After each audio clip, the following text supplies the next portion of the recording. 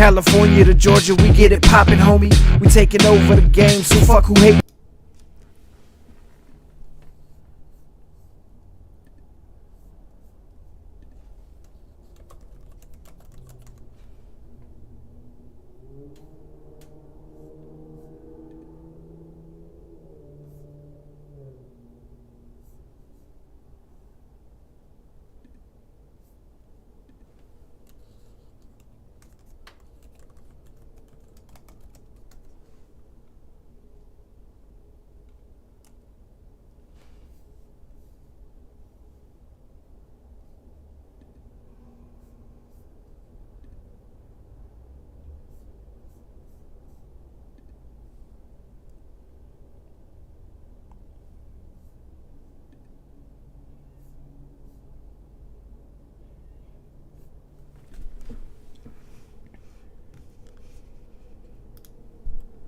Welcome to another episode of Boot to the Face live on YouTube and all your favorite wrestling podcasts. I am Chris Rucker along with EJ Reed, and we are here to talk about the world of professional wrestling, and we got a lot to get to this week. EJ, how you doing?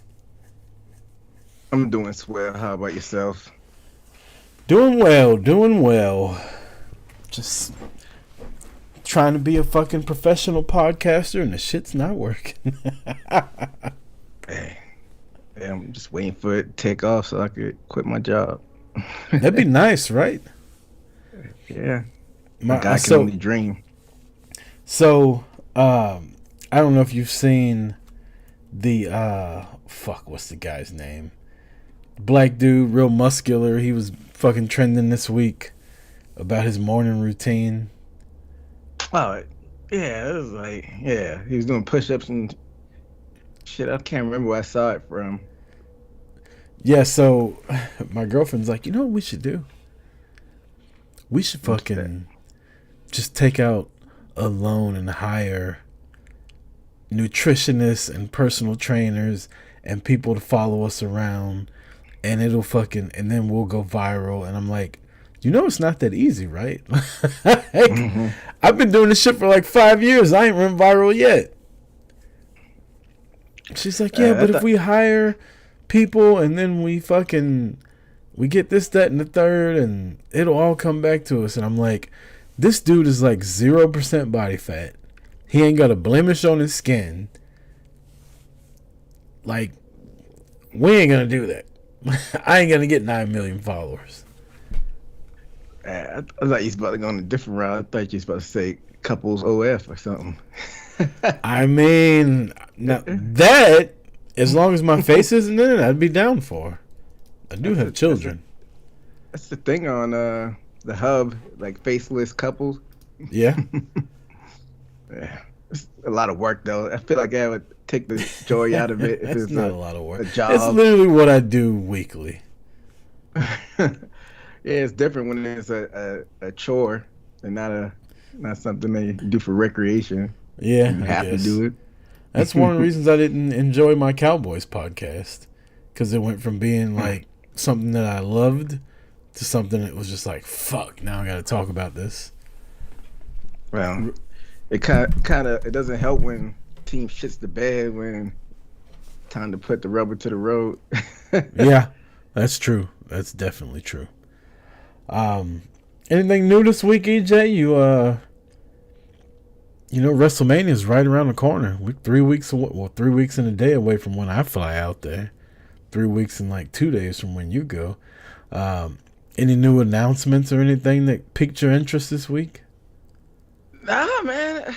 Like you said, you got a lot to talk about, man. I thought it was a slow week, but man, I'm excited to see what you bring up. But no new announcements or new bulletin board material as far as like the actual WrestleMania weekend. But you know, Wale Mania, that's starting to pick up. People talking about that. You're not going to make it out there in time for that, though, right? Yeah, I was looking at my schedule. I'm like, shit, I forgot this shit happens on Thursday, but I might be able to make it happen. We'll see. Well, shit, if you make it happen, let me know. I don't want to go by myself. Yeah. But I'll be there. My ass went by myself last year, and I ran into R-Truth after the event was letting out. That was interesting. That's funny. I, yeah, I told that story on here, and Yeah. I ran into drunk ass Edwards, Alicia Alicia Edwards. Edwards. Yeah, That's yeah, I funny ran. because I ran into her drunk ass too at WrestleCade in Winston-Salem. So that's why she got the nickname Drunk Ass Alicia Edwards. She don't even know that. Yeah, maybe we could go viral with that, and she'll come on the show and defend herself. What can she? What can she say? You were fucking I drunk both wasn't times drunk. we ran into you. I wasn't drunk. I was high. Well, No, she was drunk as hell at the Embassy Suites, and Big Show was sitting in the fucking corner behind me. And what's her husband, Eddie Edwards? He was over there. I mean, I was drunk too. Like, no shame. Like, we were all drunk. My girlfriend was buying fucking minute noodles in the fucking in the line because we were all drunk and everything was closed. But yeah, drunk ass Alicia Edwards, good for her. the mint news be hitting low key still, but Eddie and Alicia, allegedly they have a kid together. Never seen him or her in my life. Really, good for them keeping their kids private and shit. Yeah, who knew? But yeah, I'm excited about the festivities at WrestleMania. I heard a lot of indie shows gonna be out there. No ROH though, because I guess they don't want to go back. I don't know why. I don't know what the conflict is. Why they're not doing ROH? The Supercard of Honor, Hall of Fame. I'm thinking about going to that. And I think Josh Barnett's Bloodsport. I think they let some WWE people do it. It's gonna be around, and I'm sure. Doesn't Joey Janela have like a weekend show too out there or something like that? Yeah, I think so. I did see today WWE's doing a after party because WrestleMania is in Vegas and everything's on West Coast time. WrestleMania is going to start at like 3:30, 4 o'clock and be over by like 8:30.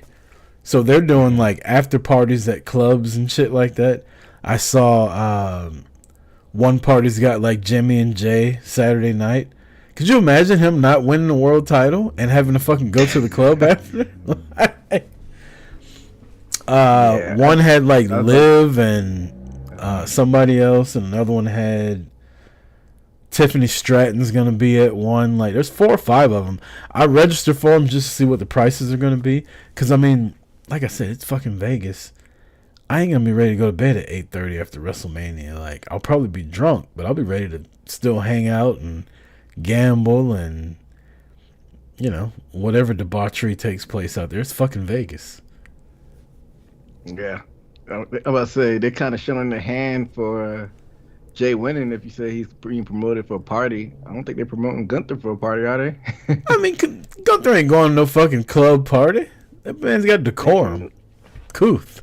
The general might get lit when he's not on the clock. You never know. Nah, he's going home to, you know, his wife, we were talking about meet and greets last week. When I met Sting at WWE Access, his wife was one of the other people that was there. It was her, Sting, and EC3. And I can't remember her fucking name to save my life. Is she not like isn't she a non-wrestler? I've seen her before, but I can't remember like her name or anything. She was a wrestler. She was in NXT UK, I believe. And then she retired shortly after they got married. They could be like fucking Alicia Edwards and Eddie Edwards. Like, they probably done started a family in the whole nine and are very private. But her name escapes me. I remember I used to watch her, and I remember my ex-wife was like, "Why are you hugging her so tight?" I was like, it was a fucking picture. This lady's with the ring general. She ain't leaving him for me. So her real name is Jenny Sandu, but who knows what her wrestling name is? And you're right. Yeah, they got a kid. They had a kid on. Nice. A year and a half. And hearing some change go late 2023. Nice. Good for them. But yeah, I'm excited about Vegas, man. A week, 3 weeks and a day from tomorrow, I fly out. I think I land at like 11 o'clock. So I'll probably just go down to the casino once I check in and gamble. I don't know what I'm doing Thursday morning, but Thursday evening is WrestleCon more than likely. I think I got like my whole weekend planned out. Like Friday morning, I'm going to WWE The World. And then Friday evening, going to the Fully Posable meet and greet party. Then who knows what I'm doing Friday night. Saturday, I'm going to WWE The World again. Oh, no, I'm going to WrestleCon. My buddy Brent that lives out there, we're going to meet up, go to WrestleCon. And then Saturday night, more than likely, going to WrestleMania. Sunday, meet and greet with Sting. And then Sunday evening, I'm probably not going to WrestleMania night 2. Depending on what the ticket prices are looking like. I'll probably, I don't know, watch it in my room or go to Circa and watch it there because I love Fremont Street. And then I go home like Monday afternoon. But I'm going to have plenty of time to gamble. So if you want to gamble late at night and you're in Vegas, hit me up. I will be there at somebody's roulette table probably till about 3 or 4 in the morning every fucking night. So I can't wait. I love Vegas. I know roulette is your game. You don't mess with the blackjack any?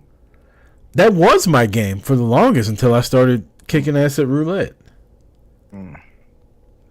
What's up? You know, gotta follow the hot hand. I've been wanting to learn how to play Baccarat, but you ever play Baccarat? Baccarat, you ever play that?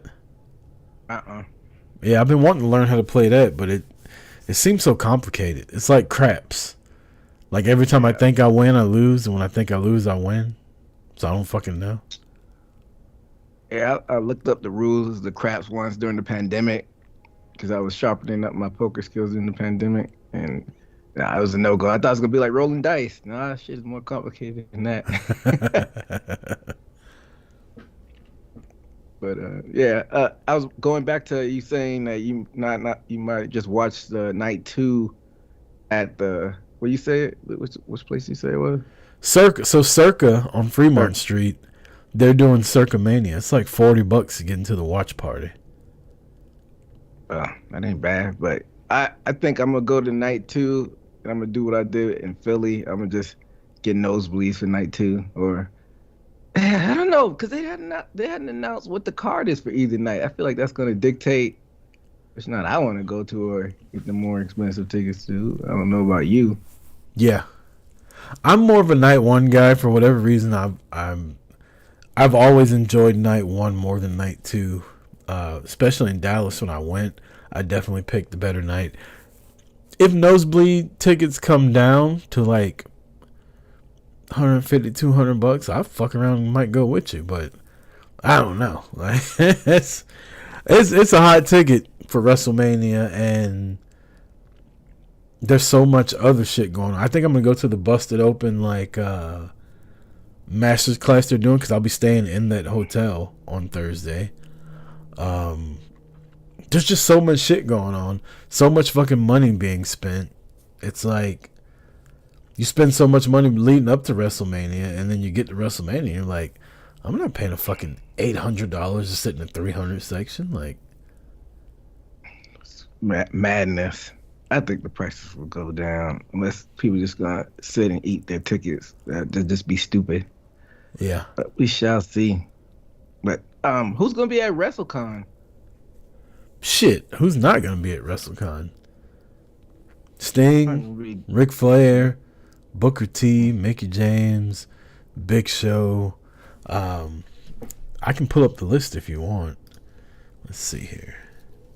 I mean, they just announced Mina's gonna be there. You know I love Mina.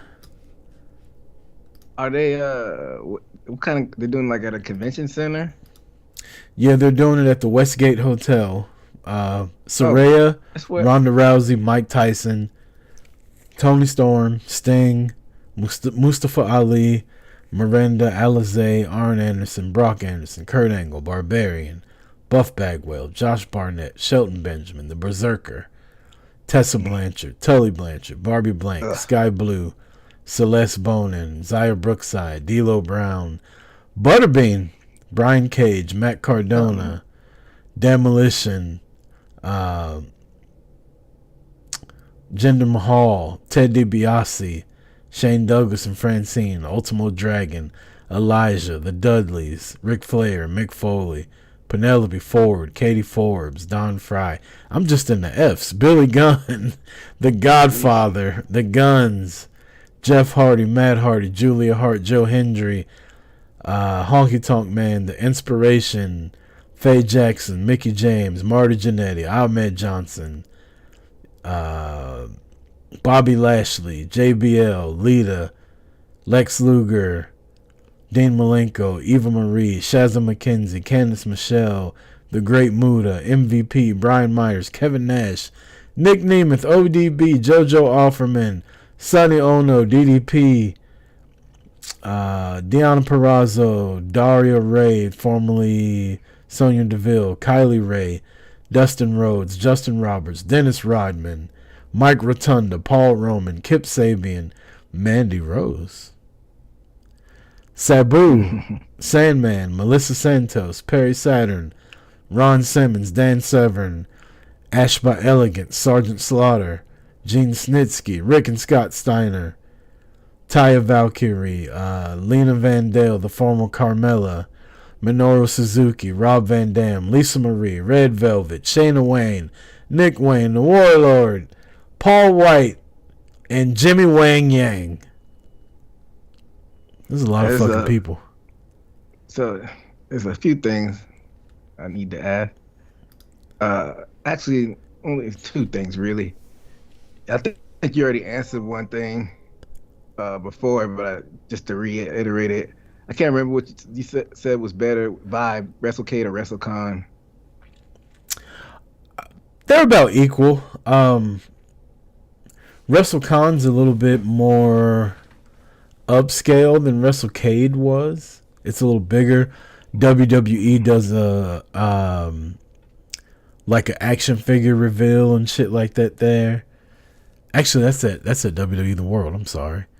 But WrestleCon's a little bit bigger. It's always in a huge hotel because it's connected to WrestleMania. So WrestleCade is like its own thing, and you have to come in town specifically for WrestleCade. WrestleCon is people come in town for WrestleMania, and WrestleCon is just there. That's what's up. Do they have a wrestling event like Wrestling K did? People wrestling? They do. They have a couple actually, and I was looking at the tickets the other day. They announced it's called High Spot Sports. You can look it up on Ticketmaster. They have a couple wrestling events there.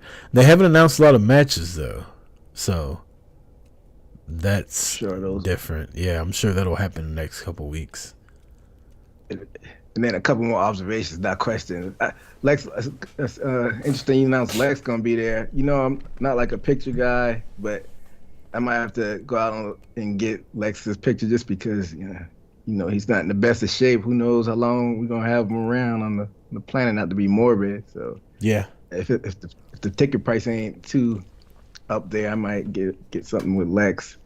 And I mean, you're right. It's funny. Go ahead. I was gonna say you're right. I feel like if you're gonna see these people and you want an autograph or a picture, and you know they're getting, you know, again, not to be morbid, you know they're getting a little older and their health is kind of waning, like now's the time to do it, because you never know when something's gonna happen. Like the last time Prince was here in Atlanta, I was like, oh, I'll go see him next time, and he fucking died like a couple months after that. And it's like, oh shit, I've never seen Prince in concert. You don't want to have the fucking Chris Rucker and Prince thing. Like, if these people are going to be in the city you're going to be in, I would say go do it. Even if it's a bad meeting, you at least got to do it. You don't want to have the regret of fuck. Like, a lot of people had that with Scott Hall a couple years ago. Like, damn, I should have went and saw him at WrestleCon. They didn't. Yeah, for sure. You know, never know when it's your time to go. So, like you said, do it if you can. And one other note, it's funny that you mentioned Mandy Rose on that list. I was watching a clip of hers maybe a couple months ago. She was like, I don't need this wrestling stuff anymore. I make too much money on OnlyFans. Well, I don't need to be associated no more. If I don't, it looks like she's on that list. Is that OF money drying up some? I thought she didn't have to associate with wrestling anymore. So I think what she said was she made more money on her fan stuff than she did for WWE. But like, what's too much money? You know, if they're cutting a check for her to come to WrestleCon.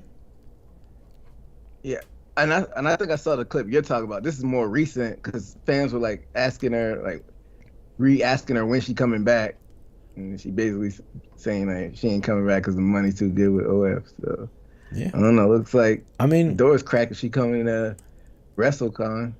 I ain't gonna lie, if I don't love fucking taking body slams and getting hit in the face, but I can come to a wrestling event and get paid well for people to take pictures with me, I'll do that every day of the week over fucking getting in the ring and catching a boot to the face. You know what I mean? Like, I don't blame her.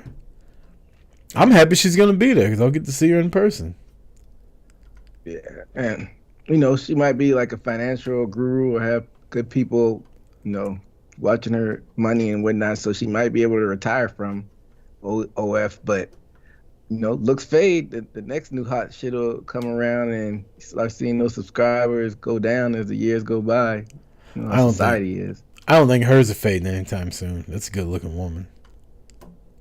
You never know. I've heard stories. Well, I've heard stories. Shout out to her. I'm a big proponent of. I always love to see what the wrestlers, particularly the women wrestlers, but the wrestlers in general, look like in person. Because, like, TV is a completely different thing, and some of them surprise you. Like, some of them you're like, man, what is that about? And some of them you're like, oh my gosh, she looks way better in person. Or they look, like Billy Gunn. I didn't know that motherfucker was that big.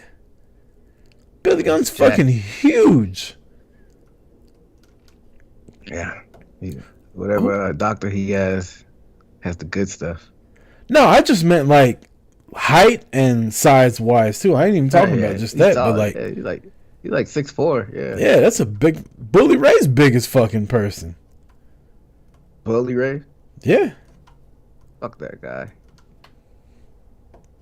That's all I got to say about that. Well, I might be going to the Busted Open party, so I ain't. I don't want no trouble in Vegas. I'm trying to get there, win some money, and leave, and then we'll talk about them when I get back to Atlanta. I went to their party Revolution a couple years ago. I don't know. It annoyed me the past 6-7 months. Yeah. I had a good time at their party in New York, and I met J-Bomb from Talkamania and Dez, and we all just got drunk together. And then in Dallas, myself, Marty, we met Joey DeLorme, Marty's girlfriend, my ex-wife. We all hung out. Joey DeLorme's brother and dad were there. We all got drunk at Texas Live, so that was fun too. So the common denominator busted open. Just have alcohol, and everybody will enjoy it. True that. They're having their thing this year. They're having one at Circa, and then I think they're having one on Saturday. I don't know where it's going to be, but they're going to do a live Masters class recording with Mark Henry, Bully Ray, Tommy Dreamer, and LaGreca. That should be fun. I'm staying at Circa, so I think it happens at 3 o'clock. So about the time I wake up that day. Yeah. So that'll be easy access, and it's free. But yeah, I came into this episode, I was like, I'm not going to do 25 minutes worth of filler. We're just going to get right into wrestling. And here we are, 25 minutes later, and we haven't even gotten into it. So let's jump in to what took place in the world of pro wrestling this week. Let's start with NXT last week, EJ. The main takeaway from NXT last week is that Stephanie Vaquer, your NXT North American and Women's Champion, tonight in about 25 minutes is going to be defending not one but both of her titles against Fallon Henley and Jada Parker. Do you see either one of these titles being taken off Stephanie Vaquer tonight?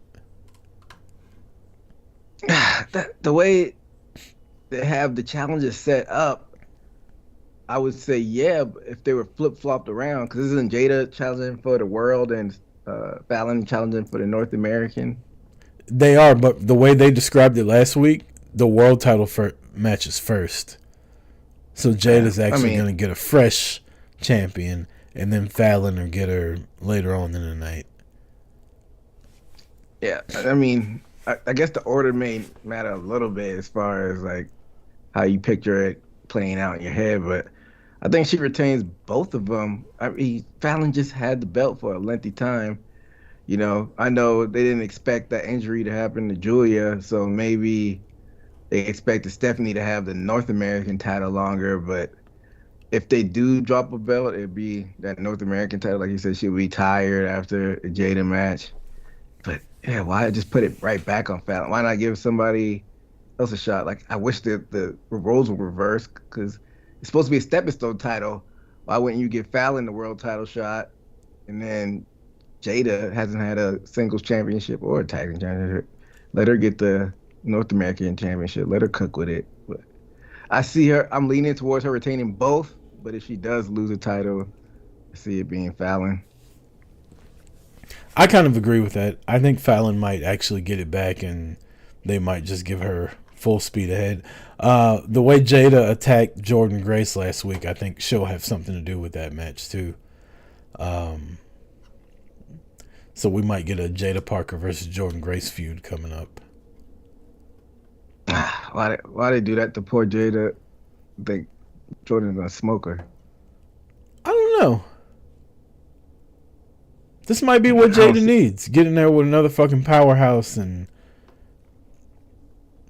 because Jada's still young. Right. Like, she's still learning. So I think getting in there with Jordynne Grace will be a good thing for her. Yeah, she's not bad in the ring, but I think Jordan's gonna have to slow down a little bit. She's gonna have to lead the dance, so to speak. And it's not like I've seen the Jada Parker matches and like, oh, that's bad. Not like a Raquel Gonzalez who's been on the main roster for forever and still. Damn, I digress. Don't call her out like that. I digress. But yeah, that'd be fire. Jordan versus Jada. In the NXT men's division, you got a triple threat. It's looking like what it's about to happen between Obafemi, Trick Williams, and Young OG. I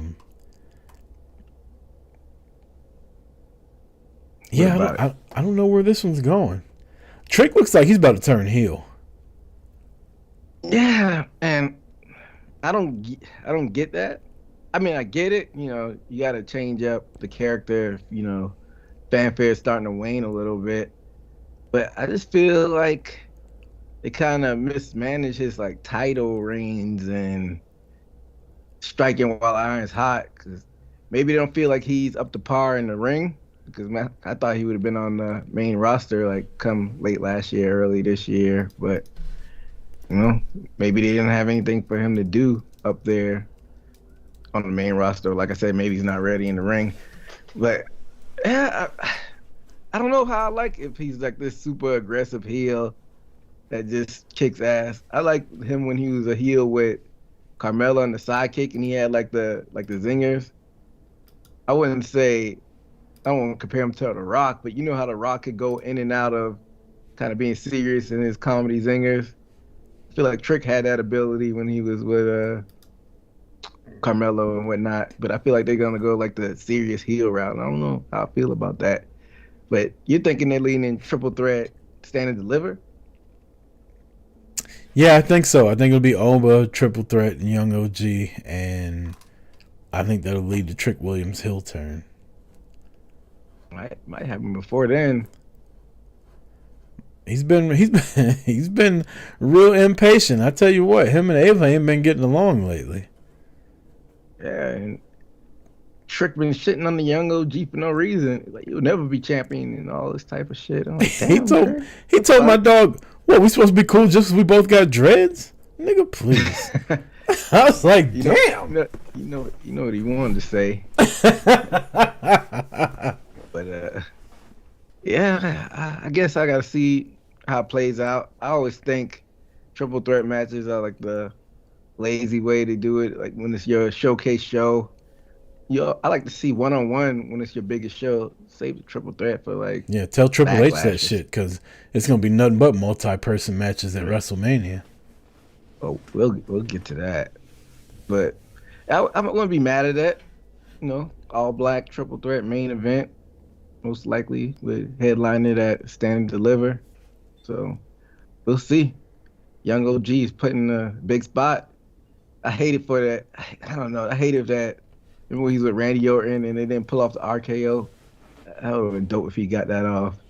Yeah. So this will be another chance he's on the forefront of the spotlight for, I wouldn't say redemption, but to show what he can do.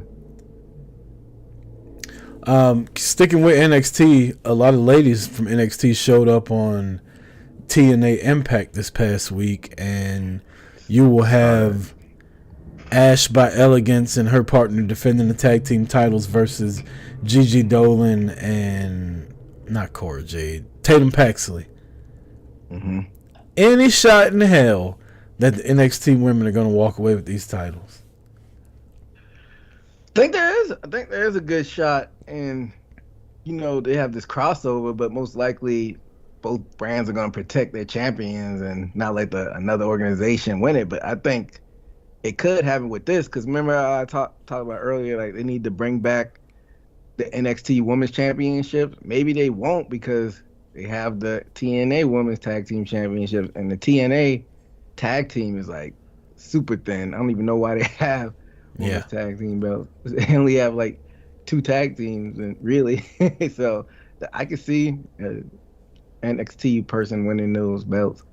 I don't know about this go around, but I could see at least by the summer, if not this next immediate matchup, that those belts could go. I don't know. What do you think?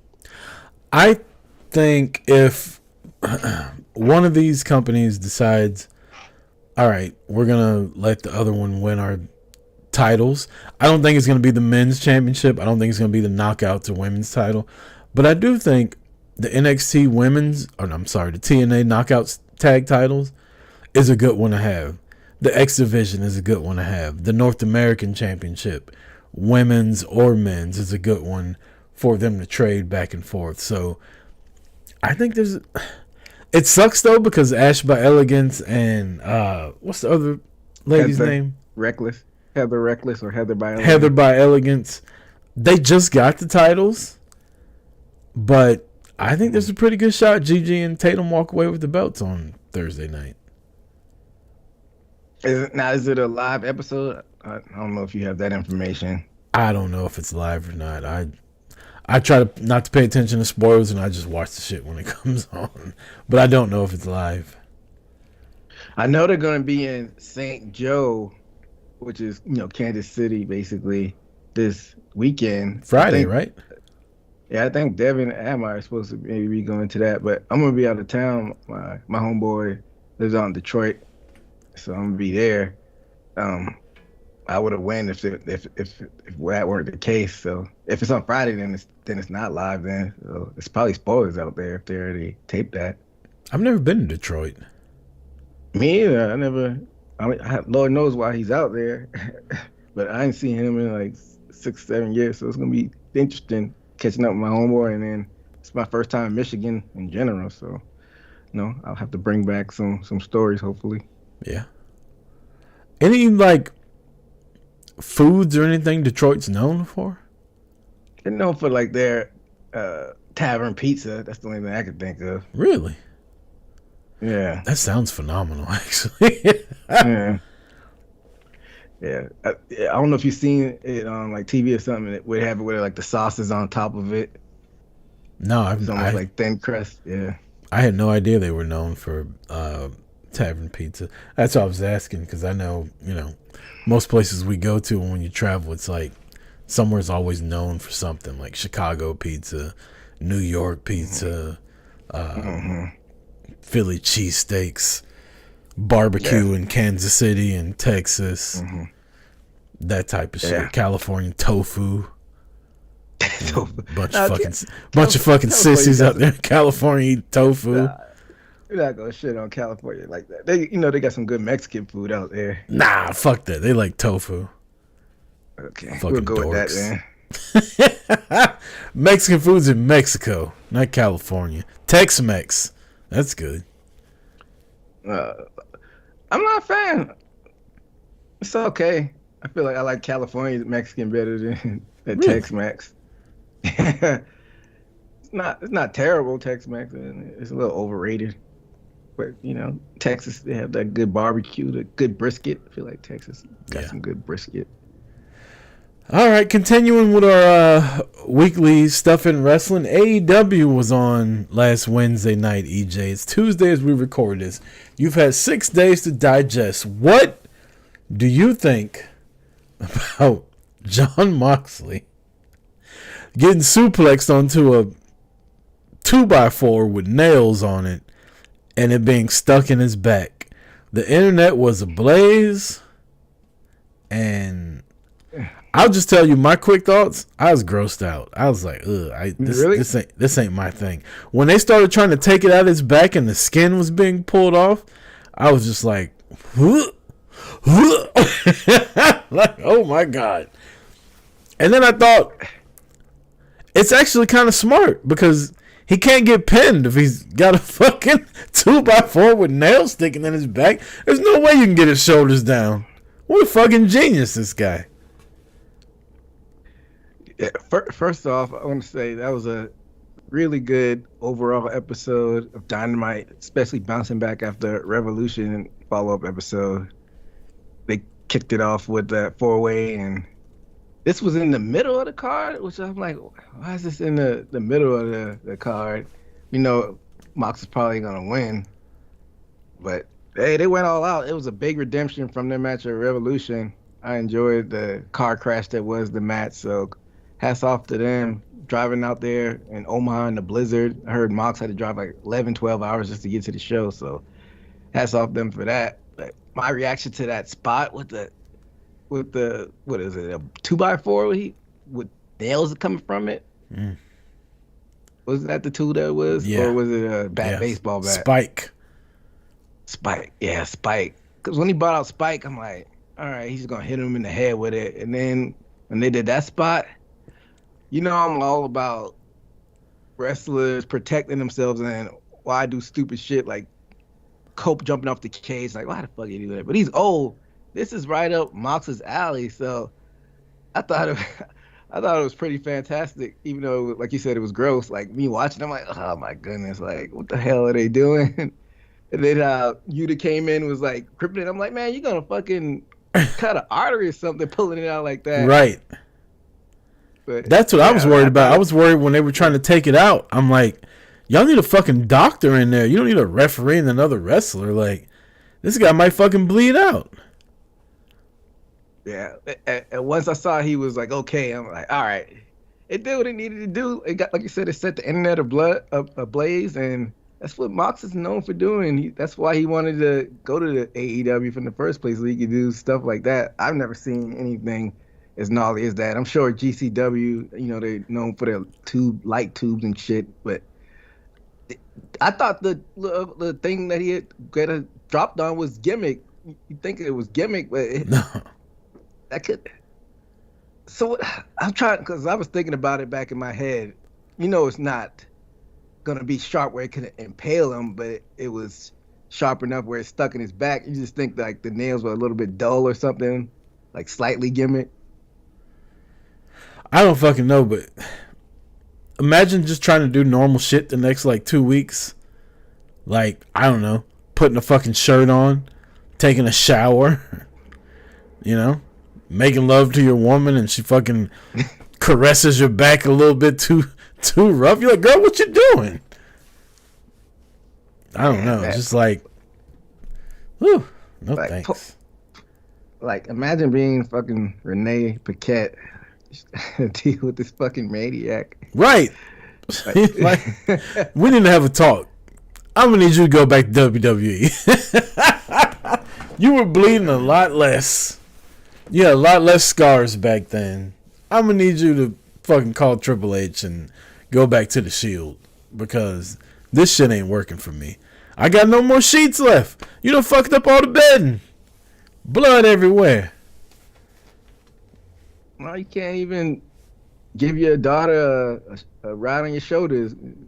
Have blood on her butt. Jeez. Yeah, he's a maniac. But you know, I was like you. Go ahead.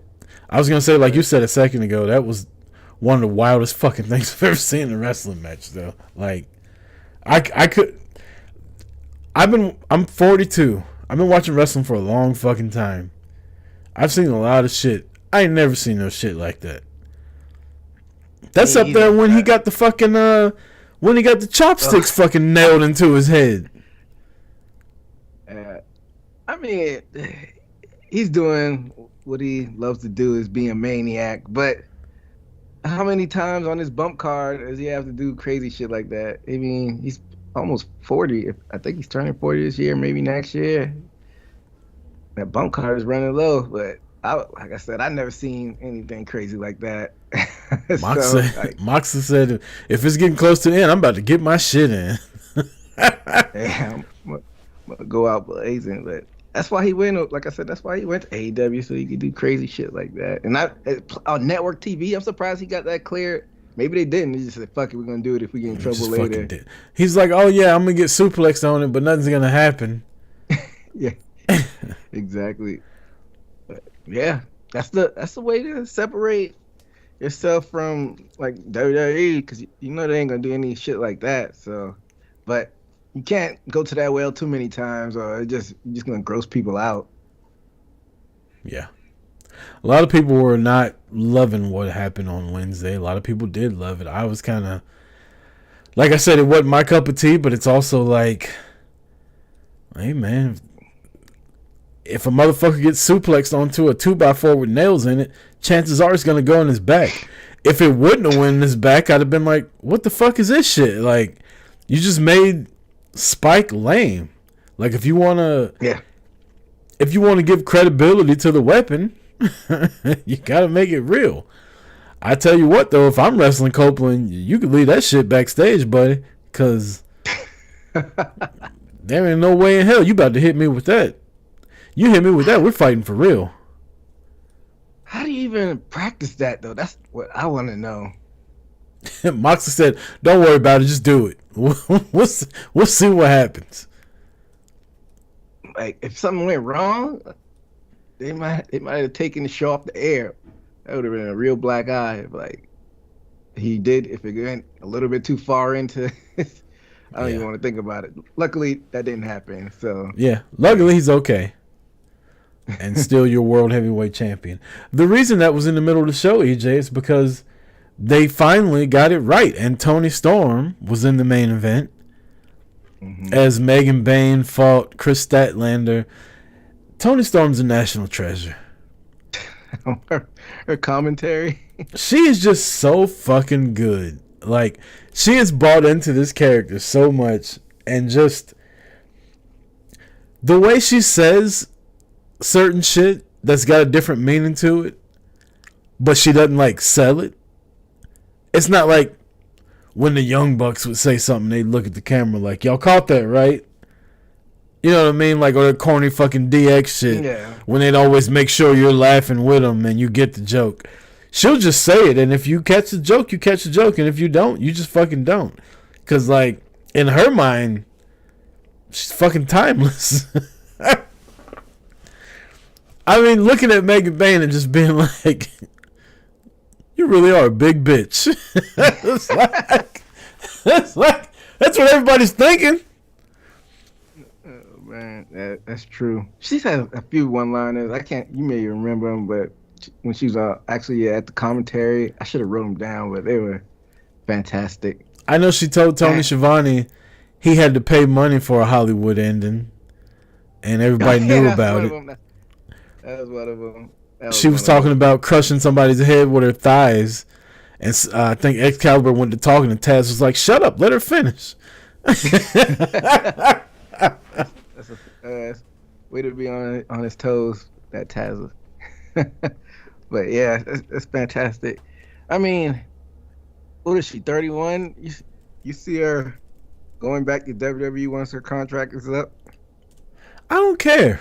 I've seen a lot of that scuttlebutt everywhere about her going back to and it's like, why? WWE ain't gonna let her do this type of shit. We saw what WWE had her as. They wanted her to be a fucking jobber to Charlotte, getting fucking whipped cream put on her face. And that was dirty work right there. And I was thinking the same thing. I'm like, if she goes back to WWE, probably turn her to rock star again. But then I was thinking about it. We saw what happened. Like, sometimes if you're undeniable, they'll just keep your gimmick, like with Cody, and we've seen this some with Ricky Starks or Ricky Saints. Maybe they're like, this is just too good, and we'll keep her as is. But then another part of me was like, maybe what if they mess it up? Like, they did with Broken Matt, but that was Vince though, so who knows how it would go with Paul. If Toni Storm were to call me and say, Rucker, what do you think? My contract with AEW's up. WWE's got X amount of money. AEW's got X amount of money. I would say chances are WWE's offering you more money. Not by much. Do you want to get paid to just be around? Or do you actually want to fucking do your thing? Because the choice is yours. You can go back to WWE and chances are, more than likely, she won't even be on TV in like 6 months. Or she can stay in AEW. She's won the women's world title more than anybody else. She's the most over woman in the history of that company. Honestly, they've only been around 5 years. Toni Storm's the best women's wrestler in AEW history. You can say that unequivocally. You know what you can't say? Who the best men's wrestler is. Right now, Toni Storm is the best women's wrestler in the history of that company. And there's no debate about it. She can keep building on that legacy, or she can go back to WWE and hope she's not fucking in catering sometime. Yeah, I mean, I was kind of playing devil's advocate a little bit with my question, but I mean, if you're at the top on the second biggest wrestling company, and like you said, she's setting all these records, I mean, I don't know if necessarily she'd be making more money in WWE. I've heard some of those AEW contracts are why WWE said, fuck it, you go over there and you can get paid like that. So she's probably getting paid more than what she would be at WWE. I mean, she gets to do more independent stuff, probably gets to have more time off. So, I mean, everybody's dream is to get to WWE. She already went over there, and It's not like she got released. She left on her own accord. So maybe she doesn't want to go back there. Like you said, the fans have been kind of clamoring for that. She already lived the dream of going there. The only thing I can think is if you want to cross WrestleMania off your bucket list, but she's done All In already. That's true. So just say you did WrestleMania, but like you said, she's done All In. Like, some people are just better fits in one place than the other. Like, I could definitely see there's a few people on AEW's roster I could see going back to WWE, or they might be a better fit. But then there's some people I'm like, they're good right here. Like, why? They don't need to go back there necessarily. And then vice versa as well. So, yeah, I'm with it. Like, I think she should stay put, especially if they can keep the character fresh. And I'm sure she seems pretty creative. And I heard her and RJ City work close together. So, yeah, hopefully they keep it coming. That's what she said she was going to do to Megan Bayne. Yeah, that's going to be a pretty good match at Dynasty. It's in Philly, I think. So definitely be tuned into that. Let's head over to Friday Night SmackDown, EJ. A couple things from this show. And by a couple, I mean Tiffany and Charlotte. Mm-hmm. I feel as if you might have a lot to say about this one. Yeah, you already know what I'm about to say. and I don't even like saying this because I'm not a Charlotte fan, but she cooked that girl. She got cooked. Straight fried.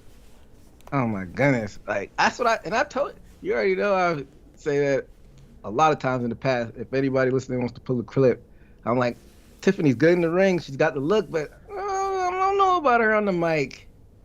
And it's just I feel like she's reading lines, and she hadn't really stepped that up yet. And now that she's a babyface, it's glaring even more. It's easy to be the annoying heel, but to be like the convincing babyface, and I don't know if they directed Charlotte to do that or if she went into business for herself. I hope she didn't go into business herself, but I'm not a Charlotte fan, but that's probably like the best promo I've heard from Charlotte. And she used that time to cook that girl.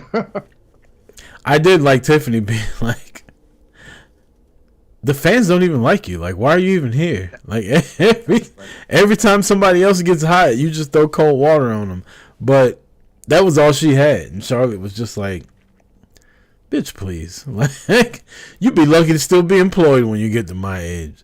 And I said this a couple weeks ago. You had Bianca and Rhea lined up for a one-on-one match at WrestleMania. And you decided to inject Io, which I'm not mad because Io's fucking phenomenal in the ring. If Io needed to be in one of these matches, it's fucking Charlotte and Tiffany. Definitely. Charlotte hasn't wrestled a one-on-one match in damn near 2 years. And we're just going to roll her out on WrestleMania with a woman that's never had a WrestleMania match and a woman who's clearly looking like this spotlight might be too big for her right now. Now, she could come through and surprise everybody at WrestleMania. But right now, she looks overwhelmed. She looks overmatched. She looks like a deer in the head. And I hate that because I like Tiffany and I can't fucking stand Charlotte. But this shit is lopsided, bro. Like, it's not even fair. It's bad right now. I mean, they threw her in the deep end. It's time for her to swim. And shit, so far, gave her a goddamn life jacket. That little or a lifesaver with a rope on it or something. A lifeguard, maybe? I don't fucking know. But like you said, she ain't doing well. Yeah. Yeah. And then it finally picked back up the week before when they did the brawl, but this whole build-up has just been weird to me. And going back to what you said earlier, I'm with you. If they did have to inject Io into it, this is the match to do it. But like I said, I'm never really a fan of like triple threats at WrestleMania. It feels like the lazy approach to do it. Like you said, why can't you have multiple women's matches? Like you could do Tiffany, Charlotte, Rhea, Bianca. That's where everybody wanted to see one-on-one. And I know you're not a huge Bayley fan. Why don't I do like Io Bayley one-on-one and #1 contenders or something like that? You could have had Bayley versus Roxy. They just cooled that shit right off. Yeah, that could be another one-on-one match. But I know I'm a fan of Io too, and she's great in the ring. But why can't she have her own one-on-one match that was separate? I know she won the title, so that's kind of like a moot point. But before she won the title, why couldn't she have her own one-on-one match and not be injected into Bianca and Rhea? But I don't know. I don't have the pen. That's on you, Paul. Well, guess what? Triple H said, EJ, you don't like triple threats? Here's a fucking another one. CM Punk, Roman Reigns, and Seth Rollins. I'm not mad at the match. I don't know. I just wanted to see Roman and Rollins go at it again. One-on-one. Rollins is like the one guy Roman can't beat. I remember when we were kind of predicting way back, I think even before or maybe right after the Rumble, I said, I said, what's going to happen with Punk? Because he predicted Rollins and Reigns one-on-one. He said, Punk fights LA Knight or something ridiculous. Or he not. No, I said Logan Paul. Yeah, like Logan Paul. I'm like, come on, man. He's not. But I bet you wish I was right, don't you? Yeah. I mean, why? Like, why are all three of us fighting? Like, that's what triple threats are usually for. You're fighting for number one contendership, or you're fighting for a title. Like, I don't understand. They all just hate each other, so we all fight each other at one time. Can't get along, let's get it on. If you could think off the top of your head, when did they ever have a triple threat match at Mania with nothing on the line? Oof. Kurt Angle, Benoit, and Jericho had 2 titles on the line. Yeah, Kurt Angle had both belts and lost both of them. It was 2 out of 3. It was 2 falls. Shit. You had Becky, Ronda, and Charlotte was for both titles also. Yeah, I can't think of any PLE where nothing's been on the line with a triple threat. They had recently one on Raw between like Pete Dunne and Penta, and like, so maybe they were trying to like massage people's idea to thinking that we just have triple threats just to have them. But maybe that's where his favor comes into play. But everybody's saying that it's a lot of theories behind the favor. Some people are saying main event night 1 is favor. Some people saying how's Paul Heyman got control over the main event? I don't know. I'm just saying theories. That wasn't my theory. I don't read dirt sheets, so everything I've been hearing are like podcasts here and there, or people calling into radio shows and shit. But another theory I heard is that Punk wants Heyman to be in his corner to fuck with Roman's head a little bit. So who knows what the favor's gonna be. And like the promos and stuff, I'm fine with it, but yeah, like you said, I think it's more heat and more history if it's Reigns and Rollins one-on-one, just from the history that they have together. And just Punk just got injected into it, and it's fine, but I'm not like, for some reason that doesn't get my blood or juices flowing. I feel like Punk basically acting like Paul Heyman knew about everything is a red herring. Is that what that would be called? Like, But I also feel like, and I pointed this out on Twitter, if you notice what Paul Heyman was wearing, the night Punk came back, he wasn't wearing a fucking shirt and tie. He's wearing that little like V-neck almost, and that's what he had on the other night too. Paul Heyman does everything really deliberately. Him and Roman still haven't like officially made up. Like, Heyman changed his number. Roman let the motherfucker get put through a table and didn't come help him. It's still issues there. Heyman's in the fucking cage, hugging CM Punk, trying to get him up, and Roman goes in and beats his ass like a jealous fucking boyfriend. Yeah, so that part of the story is intriguing to me. But it's not like it's not right in your face. It's kind of like an underlying story you have to pay attention to, like where Paul Heyman is going to fit in all of this. You just call me a fucking nerd, EJ? Is that what it is? Rucker, you such a nerd. You're just paying attention to every little fucking thing. Nobody cares about that. Is that what just happened here? You said it. I didn't say that. Hey, the shoe fits, though. I'm just kidding. You want to know my semi-hot take? It's not really that hot take. I don't like... I'm gonna be at Mania, so I'm gonna be excited to be in Vegas regardless, and it's Mania. So once I'm in my chair, my popcorn and my $20 beer, I'm gonna get excited. But none of these matches besides Cody and Cena really have been getting my juices flowing and piquing my interest. Cause like, what the fuck is going on with Jay? Once he wins the title, of course I'm gonna be hyped, but like the fucking build up to this is like, it's whatever. We're gonna talk about that in a minute, but I will say this about that match. I feel like that was the first WrestleMania match that was announced way the fuck back in January, and with WrestleMania happening at the end of April instead of the end of March, early April, they've just had so much fucking time for that one that it's like it was bound to have peaks and valleys in it, and right now we're in a valley. But I think I'll let you know what I think about it when we get to talking about Jimmy versus Gunther next week. Okay. But as far as the triple threat match goes, I mean, if I'm there for it, I'll love it. I hope Roman wins. But you're right. It's like, it's more storyline than like WrestleMania is supposed to be the ending of everything, and I feel like this is about to be the beginning. Now, this could be the fucking storyline that sets WWE off until next WrestleMania. You like think they'll stretch it out that long? We were talking about it earlier. Like, what if Paul Heyman does turn? What if Heyman fucking leaves with Seth Rollins? Ooh, that would be an interesting twist.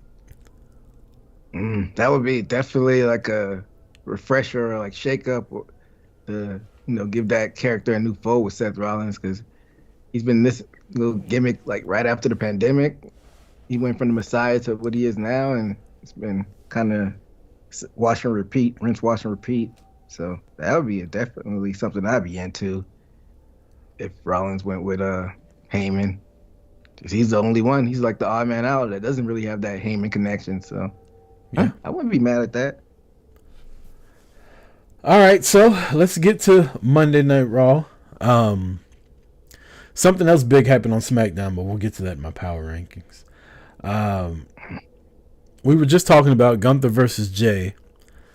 Jey Uso last week went to do a suicide or a plancha over the top rope, caught the top rope, and the internet, for whatever reason, the internet's turned on Jey Uso, and they were all fucking over this. So WWE, smartly, I think, has now turned it into a storyline. He's getting ready to spear Gunther after teaming with his brother Jimmy. They defeat Austin Theory and my boy Grayson Waller. And Gunther comes out, starts popping shit. Jay's about to spear him and trips and falls. And Gunther went upside that boy's head quick as hell. Like, he saw an opening, he took it. Later on in the night, Jimmy comes and sits down, gives Jay a pep talk, runs into Gunther in the hallway. And this is where I feel like Jimmy Uso made a mistake. Oh my goodness. He slapped the dog shit out of Gunther. Now, one of two things happened in Jimmy's mind. He said, I'm about to slap the shit out of Gunther. Or he said, this motherfucker's about to chop me so hard next week. And I'm about to get no offense that I'm about to get my shit in right now. I mean, he slapped Gunther so hard, Gunther's face turned and looked at the camera and was like, did y'all see what this nigga just did to me? And then he just kind of laughed it off. But I think next week is when this storyline picks up. I think this is going to be like almost like Apollo fighting your boy Drago, where it's supposed to be an exhibition, you know? And I see Gunther just power bombing the fuck out of Jimmy. And 1, 2, Gunther picks his head up, beats him up some more. Jay's on the outside like, come on, Oos, get up.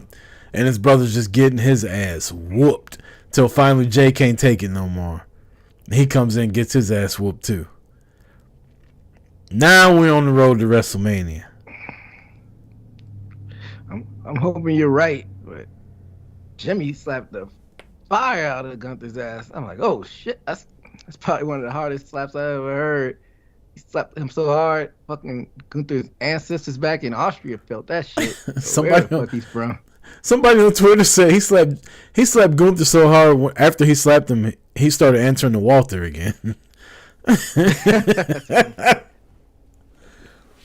Put the pounds back on him. But you think they had a discussion backstage? You're like, all right, just don't hold back. Just give me what you got. Or you think Jimmy went into business for himself? Because that was hard.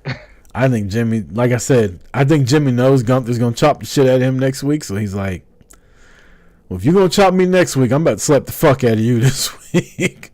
And they probably had to talk about it after the show was over. Damn, I'm Gunther. I'm like, shit, man. I thought it was supposed to be a little slap. But right. Like, you know, me and your brother don't really hate each other, dog. Like, this is a show. Yeah, yeah, like you said, he's probably gonna chop the shit out of his chest, but doesn't it take a little bit away from the heat on those chops that Jimmy wears t-shirts while he's wrestling? Gunther gonna rip that shit off. Oh, you're right. He probably gonna rip that shirt off. What? R.I.P. Jimmy. Shit's gonna be mincemeat after that match. But like you said, they're using Jimmy to kind of be, I won't say the heater, but to heat things up. To put more sympathy on Jay, like you said, like the Drago, Rocky underdog story, and it's gonna hike up when you get family involved. That's where the emotion comes in, and I'm hoping you're right. I'm hoping that's where it picks up, and you know, all signs point to WrestleMania next. So you got to put the pedal to the metal as far as heating these stories. So I'm here for it if that's the case. EJ, John Cena's a heel. He cut a second heel promo this week. Mm-hmm. He basically came out and said, fuck you, fuck your kids, fuck Ric Flair, fuck pro wrestling, fuck all this shit, fuck the title. And Cody came out and was like, I ain't hear you say my name. And Cena's like, who the fuck are you?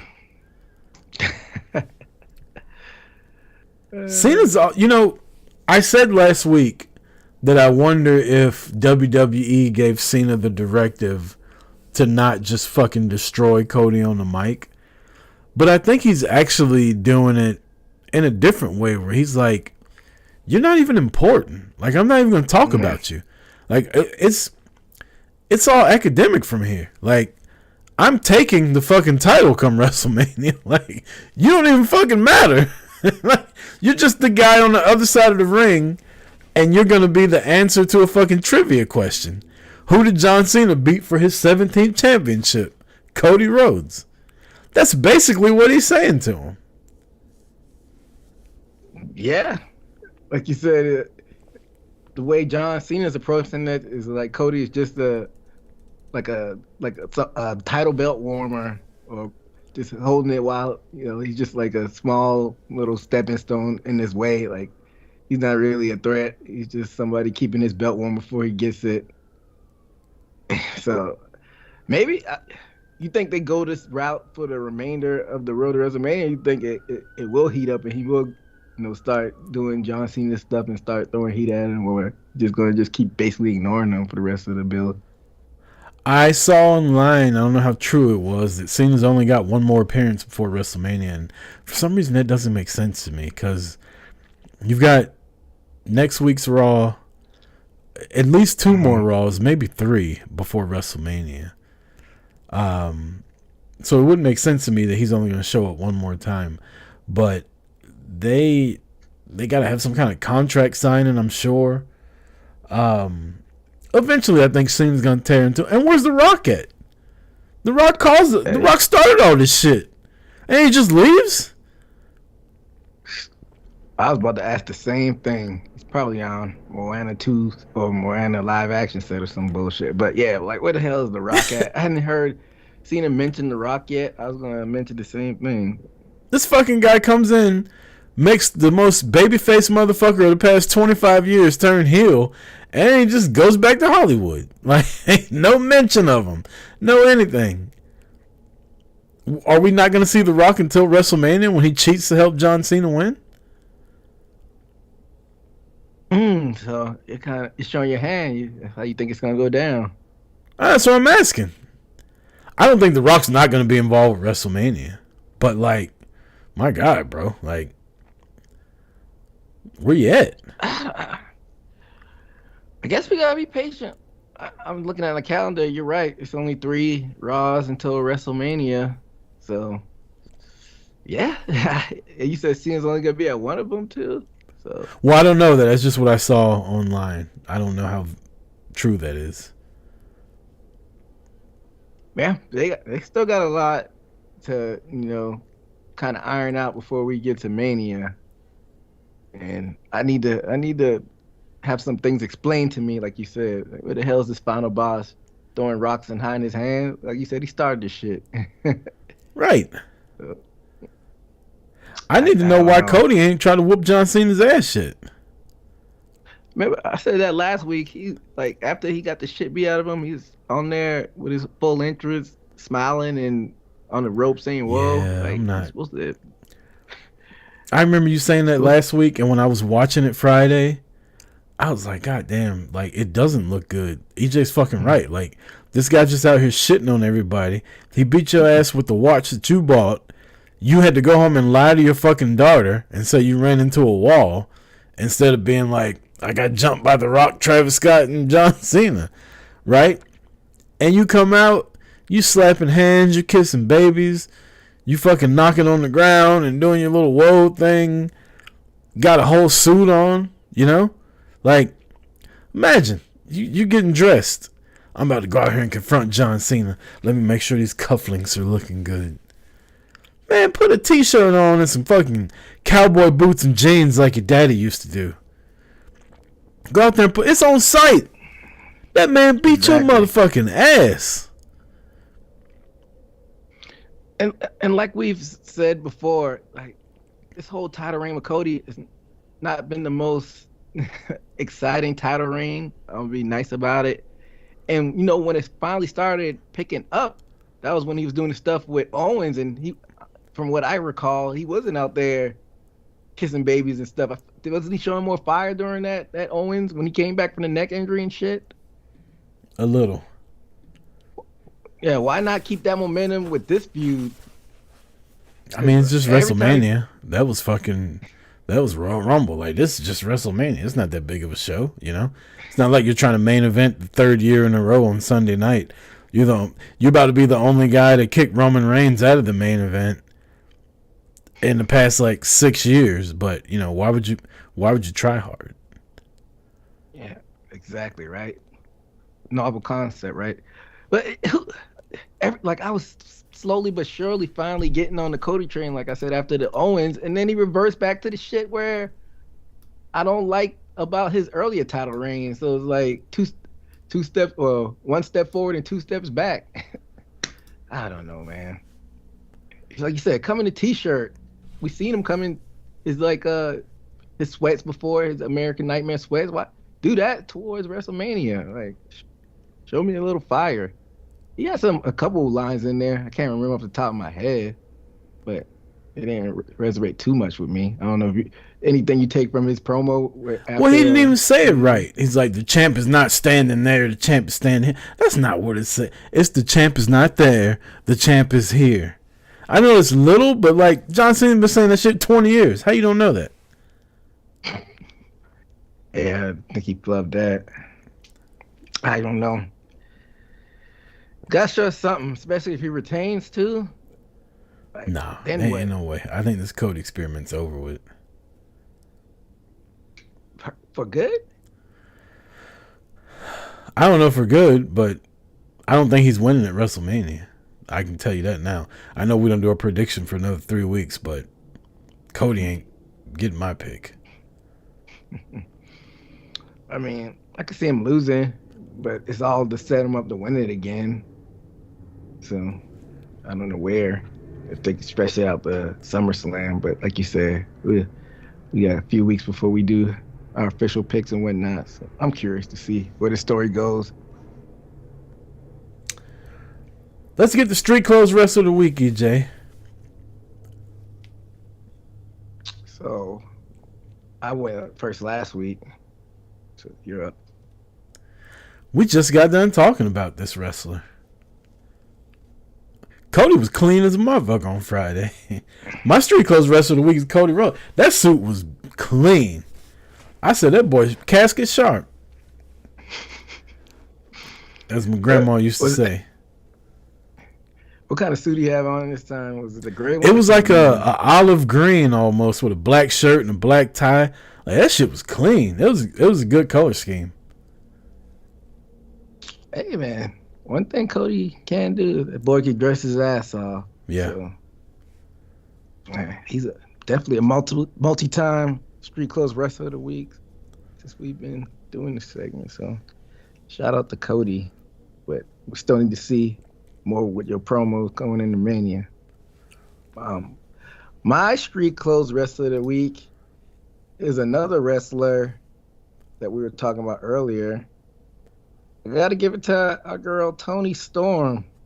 Like you said, she's been doing fantastic work on the commentary, and there we go. We're all listening. Record the pose again. She came out on commentary. She had like a long flowing gown almost, and after the match, she got in the ring and confronted Megan Bayne. And like you said, she said Megan Bayne's a big bitch. So that's a huge bitch.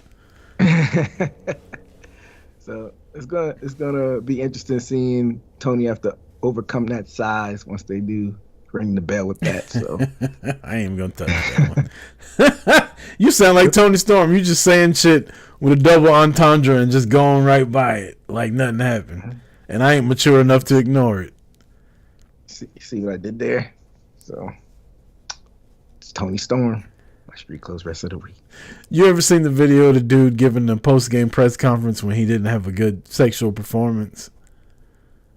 That was a commercial, you said? No, it was a guy on might have been like on TikTok. He's sitting at the press conference and he's like, you know, we were just unprepared. He's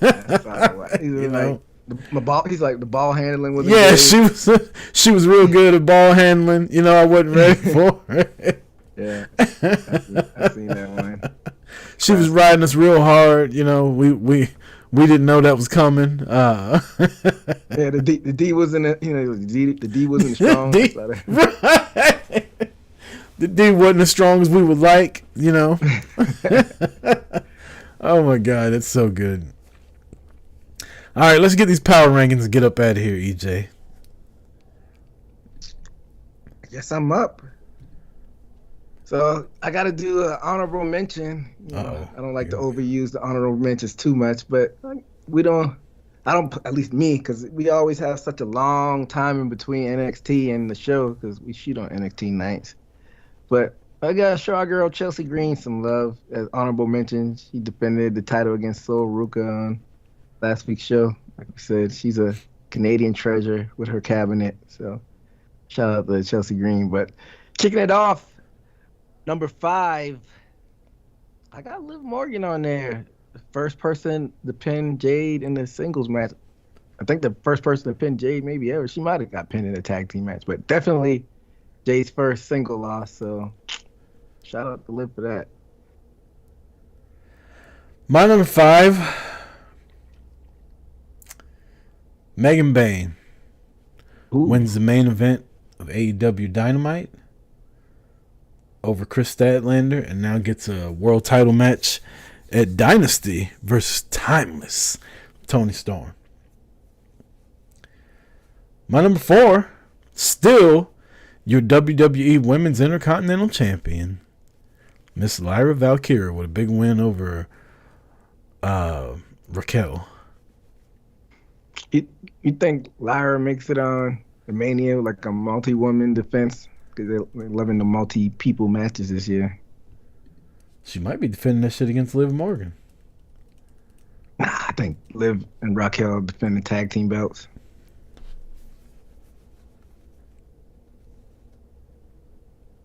Yeah, I don't know. I don't know. Something's just still not clicking all the way with Lyra. She's good in the ring, but I don't know. I guess you said we'll have to see how that plays out. My number 4, I'm not sure if you have these guys on your list or if you have to do some adjustments. I'm sure you do. You have to, because these are your guys. Reuniting Usos win their tag team match against the Jobbers. Don't do that. And Grayson. Don't do that. Don't do my boys A-Town down like that. Yeah, I don't like using that word because I'm not like in the inside of the business, but that's all you can really call them. I mean, it's sad. Like I don't know if I've seen because we know Austin was a Vince guy, but I thought he was like Triple H guy initially from like he was in Evolve and all of that. I guess he isn't a Triple H guy because it's brutal, man. And I think Grayson Waller is so good. Like I think Grayson Waller could be the next Miz. And I know a lot of like internet wrestling fans are like, oh, who the fuck want to be the Miz? I don't know. The guy's fucking rich. He's a double fucking Triple Crown winner, or Grand Slam champion, married to Maurice, like been in WWE for 20. I don't know. Who the fuck wouldn't want to be the Miz? Yeah. The Miz does his job well, and he's Hall of Famer, like you said, first double Grand Slam champion. So I think Grayson Waller could be what that is. Like, he could slime ball his way into getting the title like the Miz did, and he's just as entertaining. He's fucking hilarious. He's got really good comedy timing. He's good in the ring, although I don't understand the fucking somersault over the bottom rope to jump in the air and get fucked up. Like, eventually you got to realize that move doesn't work, bro. Stop doing that shit. But yeah, I don't like that they just get fucking beat down like they do, but yeah. I can see potential with Waller. I don't know if I see it with Theory, but I guess time will tell. It's all about the pin, man. It's just being put in good situations, and obviously Triple H, has his priorities, or he already has it mapped out a way he sees a lot of these people. So sometimes, as the old Vince would like to say, you got to grab the brass ring and make yourself undeniable. But we shall see what happens with those guys. By number 3, somebody we talked about extensively earlier had nails sticking out his back. Jon Moxley defending his world title against Cope on Dynamite. Damn, I'm excited to see your number 2 and number 1. My number 3, you called it already. The Usos. Big win, big return. It was good how they did the reveal of Jay's mystery partner without letting people think that it was Joe Hendry. And they just let Jimmy kind of fucking walk out there, and these motherfuckers didn't miss a beat. It's always fun seeing them back together, but I just want to see Jay win the world title. Then you can put them back together. My number 2, still your AEW World Heavyweight Champion. And he's only number 2 because it was a gimmick match and he cheated. Jon Moxley. No disqualification. He still cheated. No cheating. That's fine. My number 2, I think she was your number 5 or 4. I got Megan Bayne, number 1 contender for the AEW Women's Championship. And my number 1 is the first for at least my number 1 spot. How long have we been doing this? It's a tie for number 1. What? It's a tie. I don't make the rules, man. That's how it is. You literally do make the rules, though. It's your fucking show. Fair point. Both your number 1 contenders for your AEW International Championship, and I think it was my match of last week, the opener for Dynamite. Ricochet and Speedball Mike Bailey tied for number 1 because they both got the pinfall, which was unique for them to do. I'll allow it. It makes sense now. Yeah. My number 1, a woman that hasn't been pinned in like 3 years got pinned on Friday Night SmackDown. And she got pinned by the great, the lovely, the seductive Liv Morgan. The great adjacent. She's good, very good. Look, it's time to admit, EJ, that I was right all along about Liv. Liv is phenomenal. She was the MVP of the fucking Elimination Chamber. She was dope during the Royal Rumble. She's a tag team champion now 3 times, might I add. Most ever in the history of WWE. WWE's been around for 75 years. Women's tag titles haven't been around that long, but that's not the point. The point is, in the history of WWE, she's a 3-time tag team champion, 2-time women's champion, Money in the Bank winner, the fucking president of the Liv Morgan Revenge Tour, hotter than fish grease. And she's got a cool boyfriend in Dominic.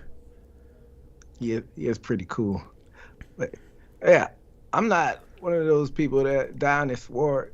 Even back when I wasn't huge on Liv, I just said she needs a character change, and there you have it. She had a character change and turned the perception around, at least in my eyes, and I guess the fans' eyes as well. But she had a lot of fans even before when she was in her other iteration too. But I didn't see it like you had like the stands that defended her even when she was Mid Morgan. But yeah, ever since she joined. Did you just call her Mid Morgan? She was Mid Morgan when her first title reign, but she beat Ronda Rousey twice.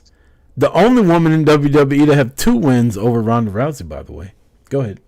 Yeah, those wins didn't age well. It's not the point. Yeah, but yeah, what Liv's doing right now is really, really good, and she exceeded my expectations, and she's cut what I viewed Lyra Valkyria is what I viewed Liv when she was like the happy-go-lucky baby face. So maybe there is hope for Lyra. Just Mid Morgan. That's fucked up. Like where's Becky? I was about to ask the same thing, actually. Well, I wasn't about to ask it. I was thinking about Becky earlier.